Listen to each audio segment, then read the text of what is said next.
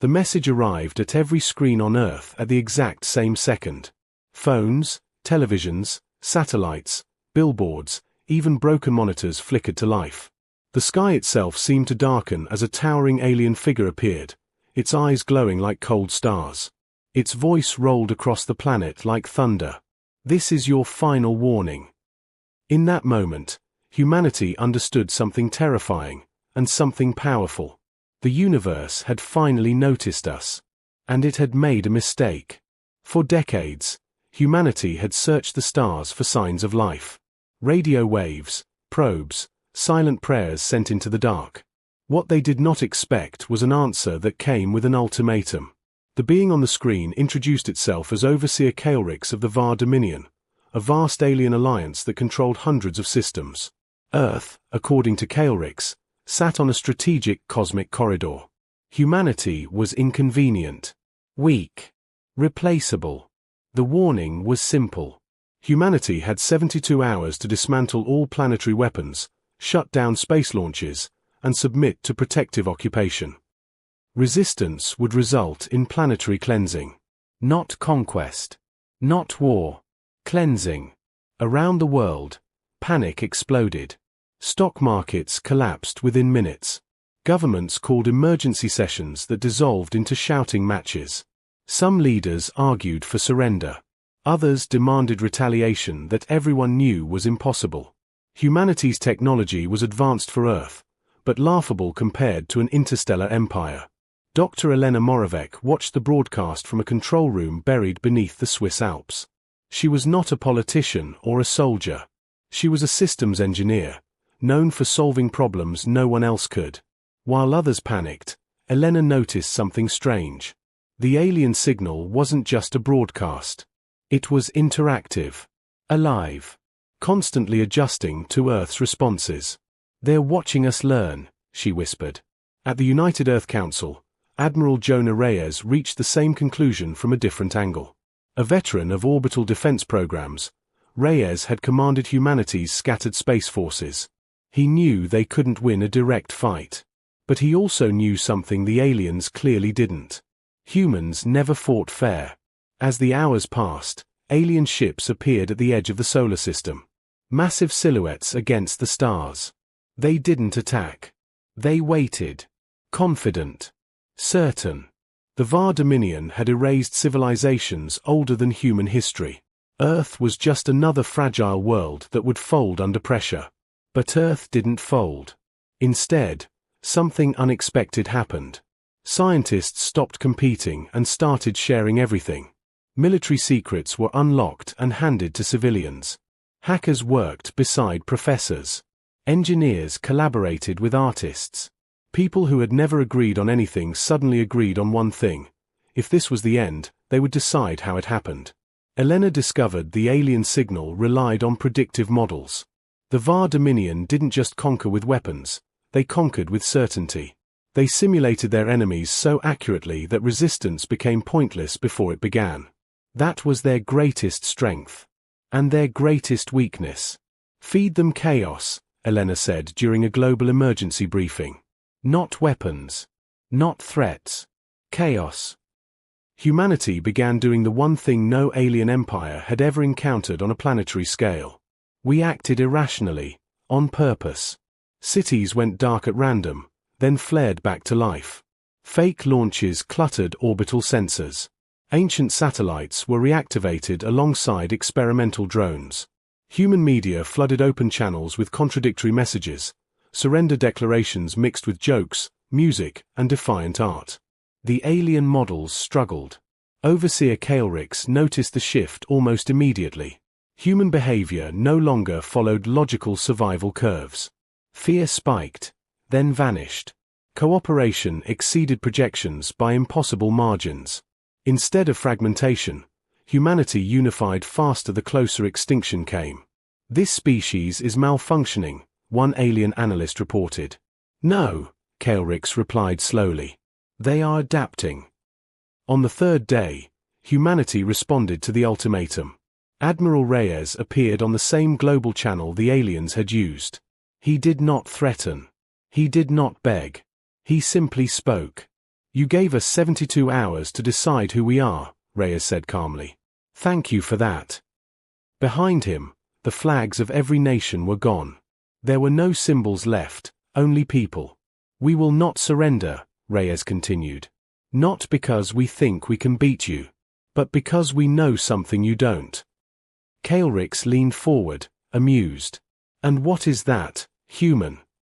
Reyes smiled faintly. You are fighting a species that evolved by surviving extinction events. Ice ages. Plagues. Asteroid impacts. Wars we nearly lost to ourselves.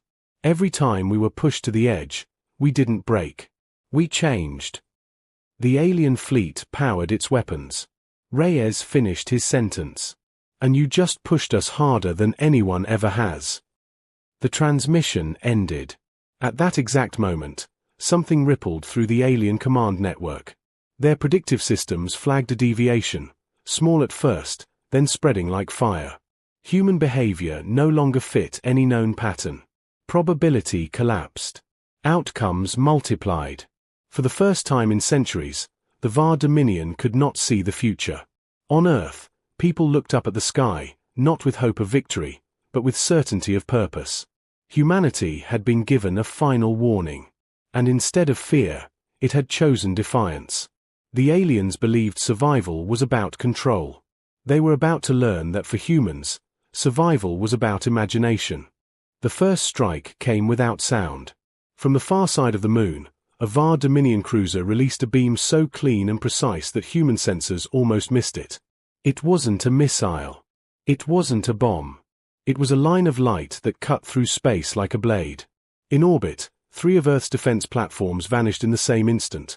No explosion, no debris cloud, just a sudden absence where metal and people had been.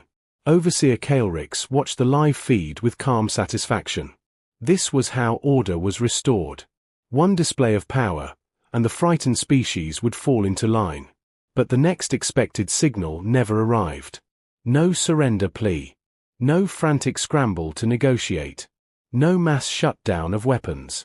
Instead, Earth went quiet. Not the quiet of defeat, something else. Like a mind holding its breath. Admiral Jonah Reyes stood in the deep operations bunker beneath the Andes, surrounded by screens showing dozens of red alerts. Around him, exhausted officers waited for the command to retaliate, even if it meant dying. Reyes didn't give it.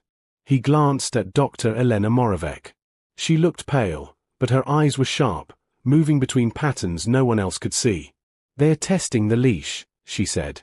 They want us to obey out of fear. Reyes nodded. And if we don't? Elena didn't smile. Then they will pull harder. Above the planet, vast ships began repositioning. Hundreds of them, like dark fish circling a wounded creature. Smaller craft detached and dropped toward Earth's atmosphere. Their descent was slow on purpose, like a threat you could watch coming. In the city of Nairobi, a teenager named Malik Adebayo stood on a rooftop with a broken telescope.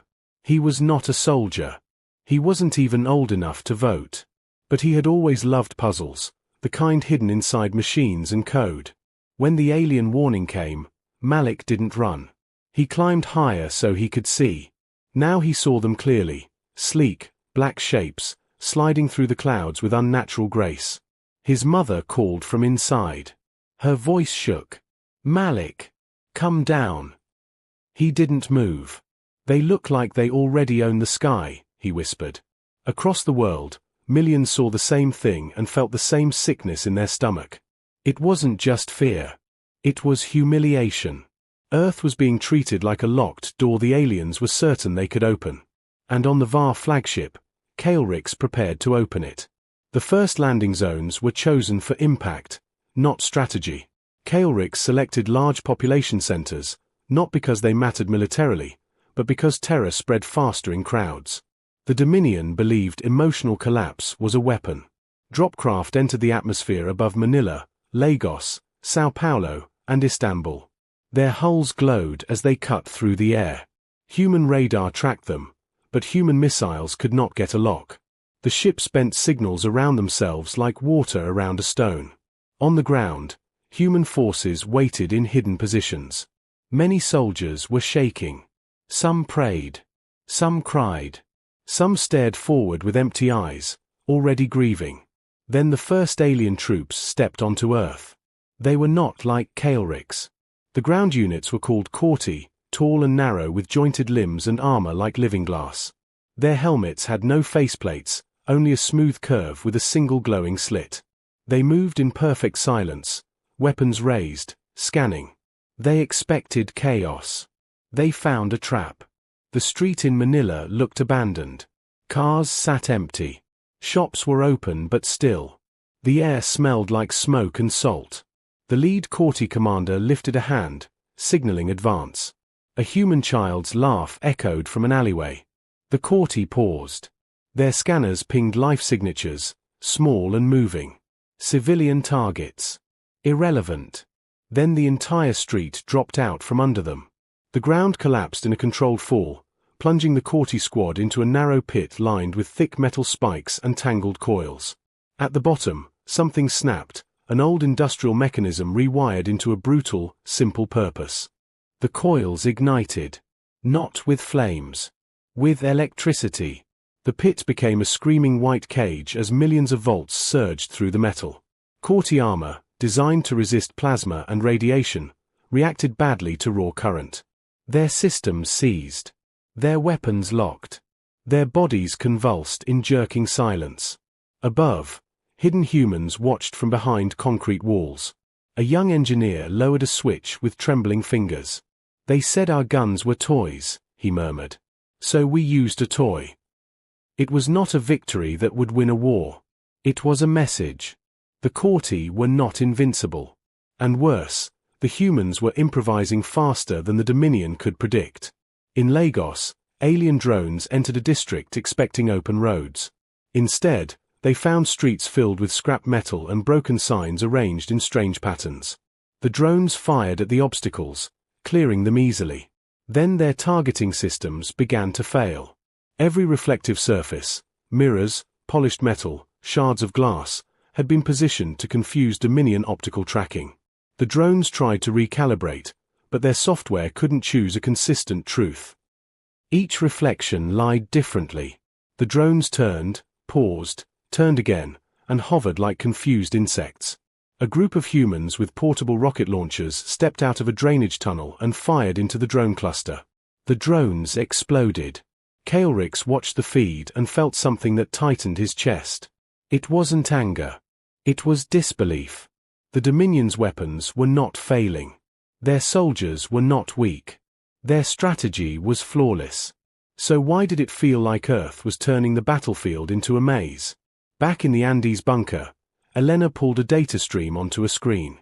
It showed Dominion decision cycles, how quickly their AI updated plans based on observed behavior. "They're fast," she said softly. "But they depend on clarity. They need clean patterns. They need us to behave like prey." Reyes stared at the screen. "So we become something else." Elena nodded. "We become a problem they can't solve." At that moment, a new signal entered Earth's network. It forced its way into satellites and private Reuters alike. It was Kael'rix again. The overseer's image filled the bunker screens, cold and luminous. "Humans," Kael'rix said, voice steady, "you will stop this disorder. You will submit. Your resistance is meaningless." Reyes stepped forward and activated the return feed. He didn't shout. He didn't posture. He spoke like a man giving a fact. "You're wrong," Reyes said. "Our resistance is the whole point." Kael'rix's glowing eyes narrowed. "You cannot win." Reyes tilted his head slightly. "Winning isn't always destroying the enemy. Sometimes it's changing the game until the enemy doesn't know what game they're playing." Kael'rix's silence stretched. Then, in orbit, the Dominion escalated. A VAR cruiser fired again, this time at Earth's largest shipyard in the Pacific. The beam carved through ocean and steel, boiling water into a towering storm cloud. The shockwave hit coastlines like a slap. Millions screamed. But within minutes, something else spread too. Videos of the traps working, drones falling, Korti units dragged into pits, Dominion patrols ambushed by farmers, mechanics, teachers, and students. It wasn't just soldiers fighting. It was humanity turning itself into a weapon made of ideas. In Nairobi, Malik stared at his laptop as a new broadcast circulated, not from governments, but from ordinary people. He saw diagrams of trap designs, lists of alien armor weaknesses, advice on how to confuse sensors, how to jam signals, how to survive. He didn't wait for permission. He opened a code editor and started writing. If alien systems depended on prediction, then Malik would give them something worse than chaos. He would give them deception. In the Dominion fleet, Kaelrix received his first true casualty report from orbit-to-ground command. The numbers were small by Dominion standards. But the pattern was wrong. The humans were learning too fast. The humans were sharing too quickly. And the humans, despite their losses, were not collapsing. Kaelrix stared at the tactical map of Earth. Red markers showed Dominion landings. Blue markers showed human resistance. Kaelrix expected the blue to fade. Instead, it spread like wildfire. Kaelrix whispered a word in his own language, one that meant a threat becoming real. Impossible. On Earth, Admiral Reyes watched the sky darken with more descending craft and felt the weight of what was coming. Elena leaned closer, voice low. They're going to try to break us with fear. Reyes's jaw tightened. Then we show them what fear creates in humans. And somewhere in Nairobi, Malik hit send on the first version of a program that would soon infect Dominion sensor networks with false realities. The VAR Dominion had issued a final warning. Humanity had answered with traps, tricks, and teamwork. Now the Dominion would answer with its strongest weapon. And it still wouldn't be enough. The VAR Dominion escalated at dawn. Across Earth, the sky cracked open with streaks of descending fire as heavier dropcraft tore through the atmosphere. These were not scouting units or occupation troops. These were purifier battalions, engineered for one purpose only: total elimination. Cities that had resisted the longest were marked first. In Istanbul, the Bosphorus boiled as orbital strikes vaporized bridges. In Buenos Aires, shockwaves flattened entire districts in seconds. In Hanoi, the night turned white as alien artillery erased neighborhoods that had refused to go silent. From orbit, Overseer Kaelrix watched the destruction with grim focus. This was the stage where most species broke. The moment when hope collapsed under raw force. Fear, despair, surrender, these outcomes had never failed. But Earth continued to defy the models. Human communications did not collapse. They adapted. When satellites were destroyed, ground relays took over. When relays fell, humans used fiber lines, radio waves, even physical couriers. Information kept flowing, like blood through a wounded body refusing to die. In the Andes bunker, Admiral Reyes stared at casualty numbers that would have broken him days earlier. He felt grief, yes, but not paralysis. Humanity had crossed a line. They were no longer reacting. They were planning. Purifier battalions confirmed in 8 major zones, Lieutenant Hannah Okoye reported. They're burning resistance hubs systematically. Reyes looked at Elena Moravec. Time. Elena exhaled slowly. The window is closing. But Malik's system is spreading faster than expected. On a secondary screen, streams of corrupted alien sensor data flashed by. VAR Battlefield AIS was seeing things that weren't there: phantom cities, fake troop movements, entire divisions that dissolved when targeted. Malik Adebayo sat hunched in a dark basement in Nairobi, surrounded by flickering monitors and power cables scavenged from destroyed buildings. His hands shook from exhaustion, but his mind burned bright. He wasn't alone. Dozens of coders around the world, people he had never met, were feeding into the same evolving codebase. No hierarchy, no permission, just shared purpose. Malik had named the system Janus. One face truth. One face lie. Janus didn't shut down alien sensors.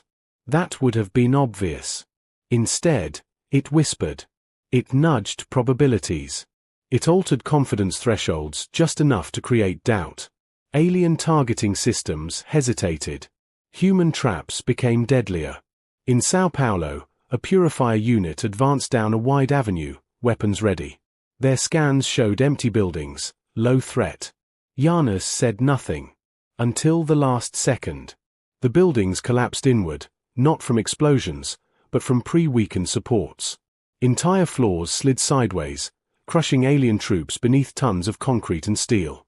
The humans had evacuated days earlier. The aliens had not considered architecture as a weapon. In the wreckage, human fighters emerged, striking fast, retreating faster. The purifiers adapted, but too slowly. On the VAR flagship, Kael'rix slammed a clawed limb against his command platform.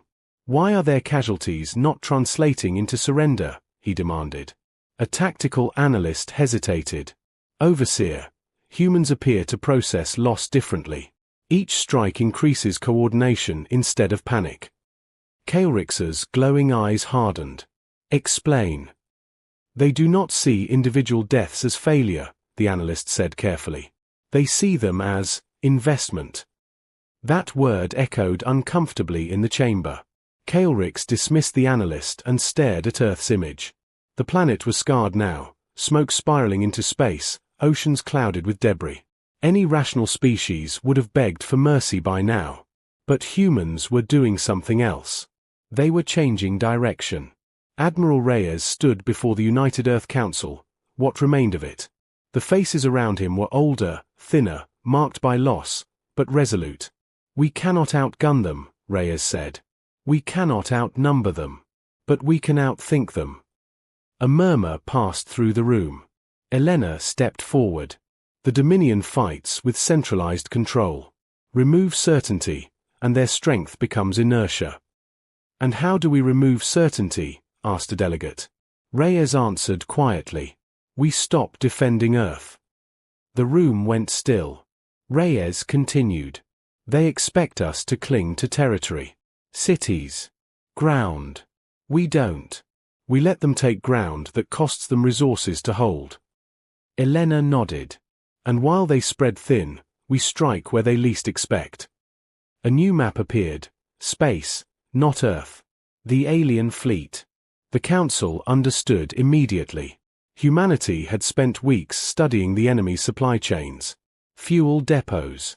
Communication relays. Repair platforms. The Dominion believed space superiority meant immunity. Humans knew better. They had fought empires before. In low Earth orbit, a group of old satellites, long considered junk, shifted position for the first time in decades. Their engines coughed weakly to life, guided by improvised AI stitched together from civilian code. Inside one of them, a nuclear engineer named Pavel Novak waited. He wasn't afraid of dying. He was afraid of failing. "Trajectory locked," he said softly. The satellite accelerated, not toward Earth, but outward, toward a Dominion logistics platform. Alien sensors registered it instantly.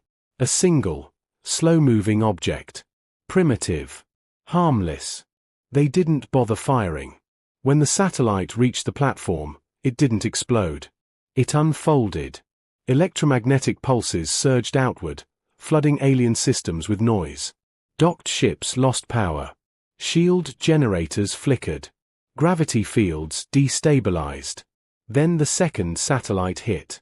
Then the third. Across orbit, human-built debris turned into weapons of disruption. Not destruction. Confusion. The Dominion fleet reeled. Kael'rix stared at cascading alerts. "How are they reaching orbit?" he demanded. "They are not launching new craft," an officer replied. "They are repurposing what was already there." Kael'rix felt something twist inside him. Humans were not inventing faster weapons. They were inventing uses. On Earth, purifier battalions began receiving contradictory orders. Retreat. Advance. Hold. Redeploy. Their command network, once flawless, was clogged with false confirmations and phantom threats. Janus was no longer whispering. It was laughing. Malik slumped back in his chair as system after system reported success. He smiled weakly, then wiped tears from his eyes. "They're not gods," he whispered. "They just thought they were." Back on the VAR flagship, Kaelrix finally admitted what he had avoided since the warning. This was no longer a conquest. This was a test of survival. And the humans were winning it by refusing to play the role assigned to them. Kaelrix opened a secure channel to the Dominion High Command. "Authorize Protocol Oblivion," he said. There was a pause. Then a reply. "Protocol Oblivion will result in unacceptable losses." Kaelrix's voice hardened. "So will underestimating humans." On Earth, Admiral Reyes felt the shift before the data confirmed it. Something had changed in the alien posture. "They're scared," he said quietly. Elena looked at him. "That makes them dangerous." Reyes nodded. "And desperate." He straightened. "Good," he said. "So are we." High above, the Dominion began preparing its final answer. And humanity prepared to meet it, not as victims, but as equals. Protocol Oblivion began with silence. Not the violent silence of destruction, but the kind that crept into machines, into signals, into the spaces between thoughts. Across Earth's orbit, Dominion ships powered down their weapons in perfect synchronization. No energy spikes. No warning shots. Just stillness. Admiral Jonah Reyes felt it immediately. Years of command had trained him to recognize danger not by noise, but by absence. "They're doing something," he said quietly. Dr. Elena Moravec stared at the data streams flowing across her screen. One by one, human sensors began reporting impossible readings. Gravity distortions where none should exist. Time delays measured in fractions too small to matter, until they repeated. Her blood ran cold. "They're not targeting cities," she said. "They're targeting physics." On the VAR flagship, Overseer Kaelrix stood alone in the command chamber as Protocol Oblivion activated. This was not a weapon used lightly. Entire star systems had been rendered uninhabitable by it, not destroyed, but unusable. Life could exist there, but never thrive again. Oblivion did not kill. It erased futures. VAR engineers deployed lattice anchors across Earth's orbital plane. Invisible frameworks that twisted spacetime just enough to destabilize planetary systems. Tectonic plates would grind unpredictably. Weather patterns would collapse. Crops would fail. Oceans would poison themselves. Humanity would survive. Barely. And that was the point. Kaelrix did not want martyrs. He wanted a lesson carved into history. "Let them live," he said coldly. "Let them remember why resistance is pointless." On Earth, the effects began within hours. Storms formed where skies had been clear. Magnetic compasses spun uselessly. Power grids failed not from damage, but from imbalance. Even human bodies felt wrong, headaches, nausea, a sense that the world had slipped slightly out of alignment. Panic surged for the first time since the invasion began. In Nairobi, Malik Adebayo collapsed to his knees as his monitors died one by one. Yana screamed warnings, then went blind. "This isn't code," Malik gasped. "This is reality breaking." In the Andes bunker, Elena confirmed his fear. "They're poisoning the environment at a fundamental level," she said. "We can't hack this. We can't shoot it." Silence filled the room. For the first time since the warning, Admiral Reyes felt the weight of despair press against his chest. Then a technician spoke. "Sir, there's something strange." Reyes turned. "Explain." "Our long-range scans, they're detecting Dominion anchors destabilizing too." Elena snapped upright. "That's impossible. Those structures are self-correcting." The technician shook his head. "They were. But now, they're drifting out of alignment." Elena's mind raced. "Because they assume a stable environment," she whispered. "They're designed for orderly systems." Reyes looked at her. "And Earth is." Elena smiled, slow and fierce. "Not orderly." Humanity had spent its entire history living on a planet that changed constantly. Earthquakes, hurricanes, ice ages, solar storms. Humans didn't control nature. They adapted to it. Protocol Oblivion depended on predictability. Earth had never offered that. As Dominion anchors strained to maintain balance, human scientists began feeding them something unexpected: noise. Not electronic noise, but environmental chaos amplified through deliberate action. Controlled detonations in tectonically unstable zones. Artificial weather manipulation using redirected storm systems. Massive energy dumps timed to Earth's natural magnetic fluctuations. Elena issued the order with a steady voice. "Stop trying to stabilize the planet," she said. "Lean into it." Across the globe, human resistance cells changed tactics overnight. Instead of protecting infrastructure, they abandoned it. Instead of preserving systems, they broke them on their own terms. Cities were evacuated, then flooded. Power plants were overloaded and shut down permanently. Satellites were deorbited intentionally, burning up in the atmosphere in patterns designed to interfere with Dominion lattice alignment. Humanity made Earth unpredictable by choice. In orbit, Dominion engineers shouted warnings as anchor stability dropped below safe margins. These fluctuations exceed tolerance. Kaelrix stared at the data, disbelief giving way to something darker. "They are destroying their own world," an officer said. "No," Kaelrix replied slowly. "They are using it." Protocol Oblivion had never failed before, but it had never been used on a species willing to sacrifice comfort, progress, even survival, if it meant denying the enemy control. On Earth, people understood the cost. Entire regions were abandoned. Coastlines swallowed. Power became rare. Technology regressed overnight. And still, humanity did not beg. They adapted again. Communities formed around low-tech solutions. Mechanical tools replaced digital ones. Knowledge was written on paper, carved into stone, passed mouth to mouth. Human civilization bent, but did not break. Malik Adebayo sat beside a hand-cranked radio, listening to voices from around the world. "They can't lock us down," one voice said. "We're still here," said another. "Tell them, we're still here." Malik transmitted the message into the static. The Dominion heard it. On the VAR flagship, Kaelrix watched Earth's image stabilize, not into submission, but into defiance. Protocol Oblivion was being slowly torn apart by a planet that refused to behave. Loss reports flooded in. Anchors collapsing. Supply ships stranded. Fleets burning fuel just to maintain position. This war was becoming unsustainable. Kaelrix did something no overseer had done in recorded history. He opened a direct channel. Admiral Reyes appeared on the screen, dirt on his uniform, exhaustion in his eyes, but unbroken. "You wanted to teach us a lesson," Reyes said calmly.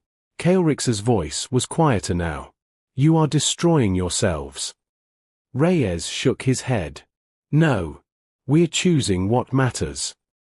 Kaelrix studied him. "Your planet will never fully recover." Reyes met his gaze. "Neither will your empire." Silence stretched. Finally, Kaelrix spoke the truth he could no longer deny. "What are you?" Reyes answered without hesitation. "We're the species that survives the end of the world," he said. "Because we've done it before." Kaelrix closed his eyes. Protocol Oblivion was withdrawn. The Dominion fleet began pulling back, not in victory, but in retreat. Across Earth, battered, scarred, half-dark, humanity watched the sky clear for the first time in weeks. They had not won. But they had not lost. And in the galaxy beyond, a message spread faster than any fleet ever could. Never corner humans. Never try to control their future. And never assume they value survival more than freedom. Humanity had left its mark. And the universe would never forget it. The Dominion fleet did not flee Earth in panic. It withdrew in silence. Massive warships turned away from the scarred blue planet one by one, their drives igniting like distant stars. No victory signals were broadcast. No declarations were made. For the first time in VAR Dominion history, a campaign ended without triumph. On Earth, people watched the sky in disbelief. 4 days. No one celebrated. They waited. Humanity had learned the cost of hope too well to trust it easily. Admiral Jonah Reyes stood on the surface for the first time in weeks, breathing air that smelled of ash and rain. Around him, the ruins of what had once been a thriving city stretched to the horizon. Broken towers, flooded streets, makeshift shelters filled with people who refused to lie down and disappear. "They're really gone," Lieutenant Hannah Okoye said quietly. Reyes nodded. For now. The world had been changed forever. Technology was fractured. Power grids lay silent. Entire regions were uninhabitable. Humanity had paid a terrible price, but extinction was not one of them. And that mattered more than anything. Dr. Elena Moravec walked among a group of engineers rebuilding a mechanical water pump by hand. She no longer wore lab whites. None of them did. Knowledge now lived in people, not machines. "We lost decades of progress," one engineer said bitterly. Elena shook her head. "No. We traded it." "For what?" She gestured at the people working together, farmers beside scientists, soldiers beside teachers. "For survival without permission." Across the planet, similar scenes unfolded. Humanity rebuilt not as nations, but as networks. Borders no longer mattered the way they once had. The invasion had burned old divisions away. People remembered who showed up when the sky fell. Malik Adebayo transmitted his final Yana signal from a solar-powered relay on a Kenyan hillside. The system was no longer needed. The alien threat was gone. But he kept one channel open. A message, broadcast unencrypted into the dark. "To anyone listening," Malik said, voice steady, "this planet is not empty. We are not weak. We are still here." He shut the system down and smiled. Far beyond Earth, the galaxy listened. On the VAR capital world, Overseer Kaelrix stood before the Dominion High Assembly. The chamber was filled with beings who had never known failure. Now they faced it together. "You withdrew," one counselor said coldly, "from a primitive species." Kaelrix did not argue.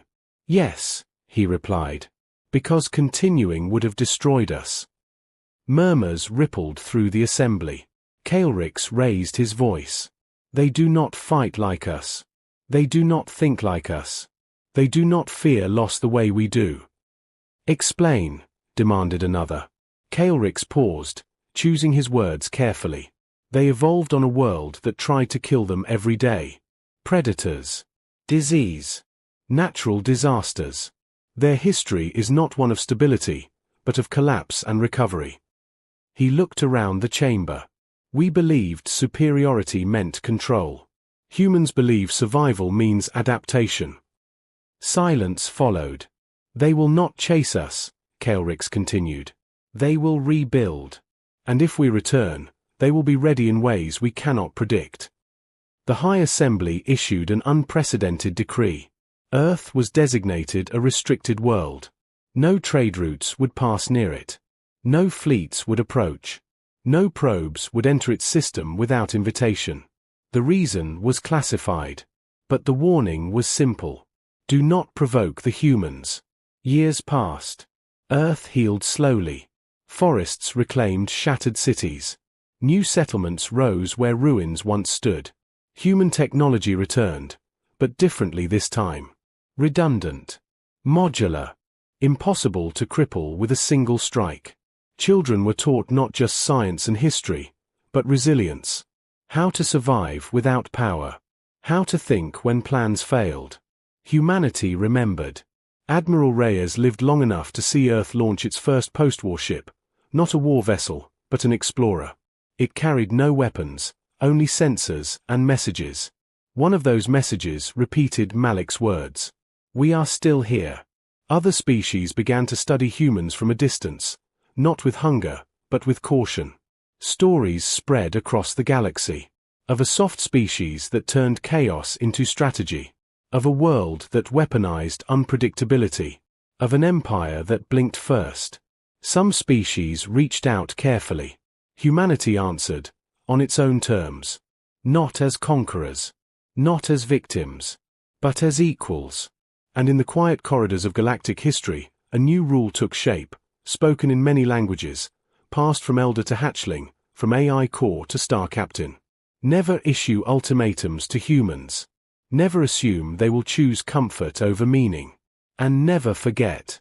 When the universe told humanity it had no future, humanity invented one anyway.